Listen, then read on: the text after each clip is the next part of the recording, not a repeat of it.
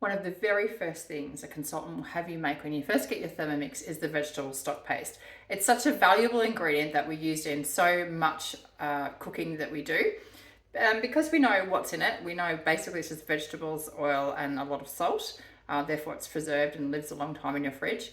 But also, it's better than buying the powders or the liquid stocks or concentrates that you can buy in the shops. And it's really easy because you can use the leftover veg that's in your fridge, and hopefully you're growing some herbs, which I always recommend. But let's get cooking, and I'll show you how easy this really is. So I found vegetable stock paste on Cookie Doo, and I'm going to start cooking.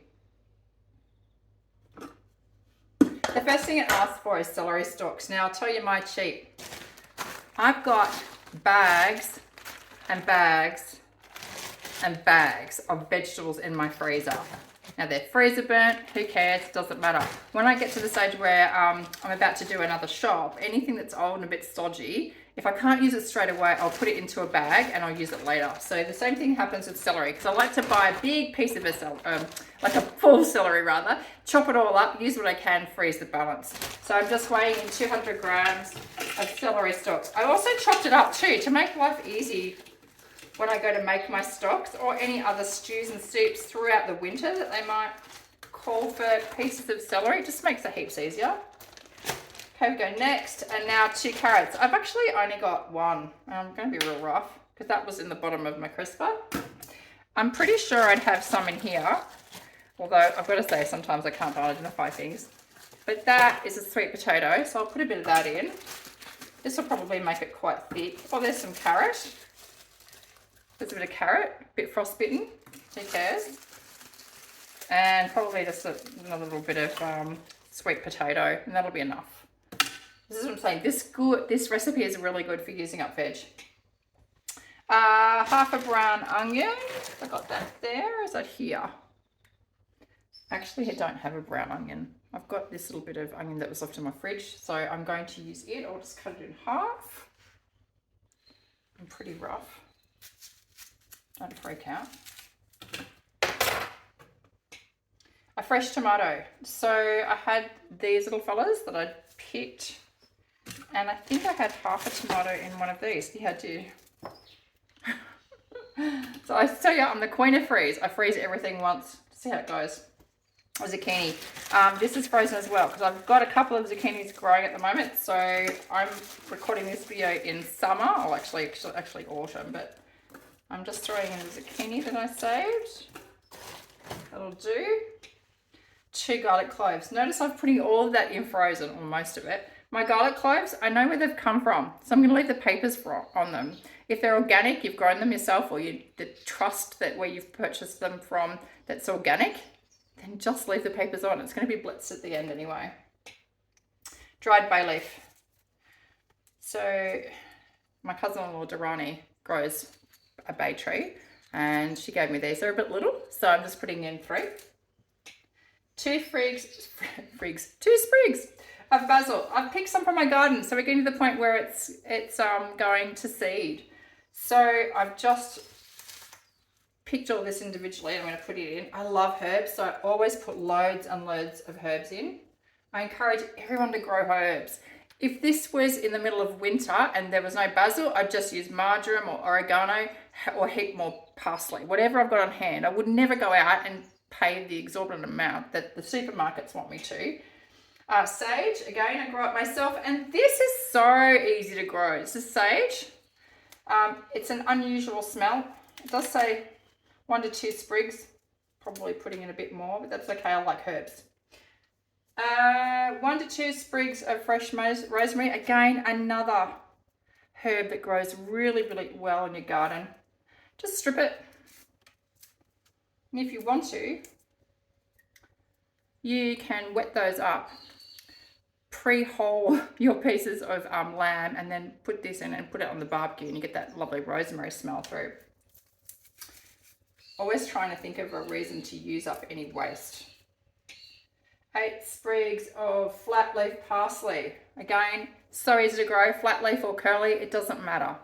Just rip off the end, put it in. Next, we're inserting the measuring cup. Now you'll have noticed that I've actually gone up above this max line. See that? My hard vegetables didn't. They're right down deep. These on the top, I'm not concerned about. But normally I would never go past that max line. Next. Okay, for 10 seconds, we're going to dial up to speed 6. Now, the herbs may not be incorporated at this point. I'll show you what you can do to fix that. So I'm just going to turn it on to speed 6 for 10 seconds, and I might just pause it so you don't have to wait. Okay, 10 seconds. Let's have a look. It does say to scrape down the sides of the mixing bowl at this point. So I want to show you what happened. So the herbs are still sitting on top, but underneath, it's all chopped away. So I'm going to repeat that process for you to show you what you can do and what you're allowed to do with your spatula. You need to incorporate the food, and remember that was also frozen, so I expected that it may not break down. I'm going to go back a step because you can, I'm not showing you very well, but I've gone back a step. I've gone back that 10 seconds. I'm going to remove my measuring cup and use the spatula with the guard to prevent it from falling through or from hitting the blades. Don't be tempted to use anything else other than the spatula that you've been provided by Thermomix. So I'm going to turn up to speed 6, but I'll give it a bit of a wiggle to help incorporate it. And that's probably enough. So by pressing the selector button at any time, it will stop your Thermomix. And now we're getting a bit more serious. So in here, I'll just scrape it down. Okay, so we've got that. There's still a few herbs there, but that doesn't matter because we're going to cook that now.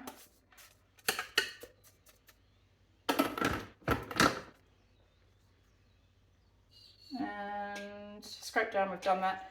Adding the rock salt. Now this freaks people out because we're adding 150 grams of rock salt. That's a lot of salt. But this is going to preserve your vegetable stock paste for up to 6 months. And we're only using a teaspoon or 2 per cup of liquid when we're using it. So I'm going to weigh in the rock salt. If you haven't got rock salt, I have used table salt before.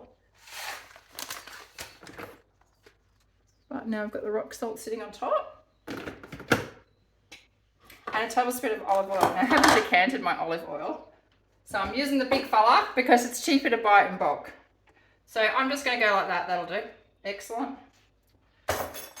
When I'm cooking, I'm a little bit casual, as you can see. I'm going to place a simmering basket on top instead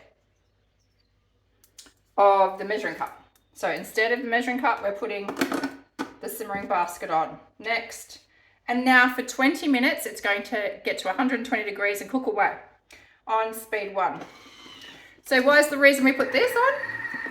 This is so, A, the steam can still escape and it can reduce, but also so that the food that's in there doesn't go all over your kitchen. But also, if it was to push up and that was on, it may block those vents. And for safety, they recommend that you put that on so that it could sort of lift up and move itself away and not act like a pressure cooker, which is what could possibly happen. So they're trying to prevent that. So they're keeping you safe.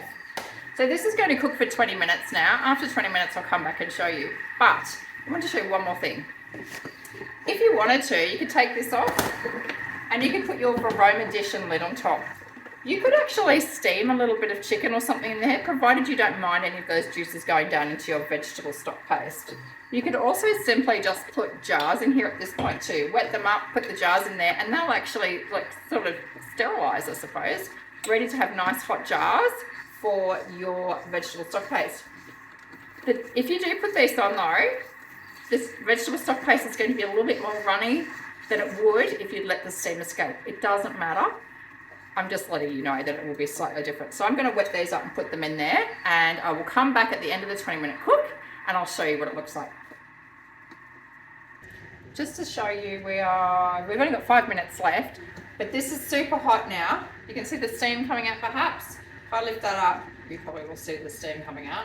But I'm going to take that off. That's hot and steamy. And quickly put the basket back on so it keeps going. But now I have my jars ready for decanting the stock into. So 5 minutes and we'll be back. The benefits of technology. We're at the end. So I'm going to choose next. It actually tells me put the measuring cup back in at this point because this is a bit scary. We're going to blitz this food that's now 100 degrees, I think on speed 9. So when you first do this, it's a little bit confronting. So let's go next. It says for 1 minute, turn the speed selector to speed 5 and then increase the speed gradually to speed 9. So speed 5, you can actually hear it come up to speed. Once it maintains its speed, then I start to increase it slightly. You can see it shakes a lot, has a bit of a jiggle. You can hear it going up in speed. It sounds like it's going to go to the moon, but it won't. Amazingly, it'll stay on your bench as well. So for the next 40 seconds, I'm going to let it do its thing and come back again. Okay. Before I actually open the lid and show you, when you have a look at the Thermomix, the center dial is where the temperature is. It actually tells you how hot your food is, and it's telling me that it's still 100 degrees. So even with that cold frozen food at the beginning, it still managed to cook and stay at that temperature. So I'm going to open that up. Woo! Not that way. So always let the steam go to the back of the Thermomix so that you don't get burnt like I nearly did. Let the steam release away from you, and when we turn it over, we're going to have this hot mess, which I'm going to show you. We're now going to put that into our jar. So it is amazing how many times we can use this lid like a jam funnel. I'll just turn this down here. You'll see I've got jar ready to go. Oh, it's hot. If you put that lid on upside down, because it's already dirty, we're going to pour that in there. If you were putting nuts or something into this, you'd use it that way because they would slide in nicely, but I'm going to turn it that way because it's already dirty. And I'm not going to be so careful because I know that it's going to go on the lid and not on my bench. You could be a bit more careful than I am. But that's a sort of a yellowy colour. Let's just say that. Yellowy, mustardy colour. I can scrape. So that's quite a large jar. It makes about 800 grams. Just put that aside and I'll show you. I'll put the lid on. I would normally then label that and like just today's date so that I know how long it's been in the fridge for, because it does last up to 6 months, and you will use it if you use a teaspoon as per any recipe that you look at on Cookie Do. But if a recipe asks for salt and it's a savoury recipe, use a teaspoon of this because it's a lovely flavour. It's still salt and it's probably actually a bit less salt. So that's what it looks like. That's my markings from last time. I'm going to get them off. That's the colour. But here's some that I made a couple of weeks back. So see the colour difference? That's just because I've got more herbs in this one, and I possibly may have used, I don't know, some pumpkin or something at the time. So they're going to look different in colour depending on what you use, and it doesn't matter as long as it's all vegetable. So make your vegetable stock paste, use it wherever you can, then try your chicken stock paste or beef because they're also equally delicious.